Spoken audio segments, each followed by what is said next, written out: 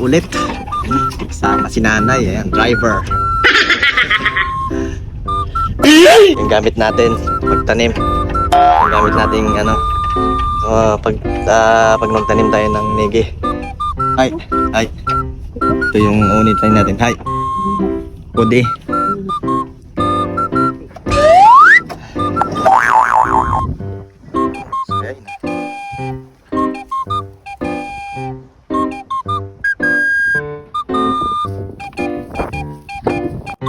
So ayan, so ito nga yung ginagawa natin ngayon mga kasaka. So nag-uunitati tayo. So pagkatapos natin mag-unitati, kailangan natin araruhin to para doon natin itatanim yung nigi natin. At yun, si nanay kasama ko dito. Yung kahit sobrang lakas ng hangin pero nandiyan pa rin si nanay na nakikisabay sa atin. So pagkatapos natin mag-unitate or mag-araro, so tataniman na natin ng nigi to. Baka bukas siguro kailangan natin itanim to.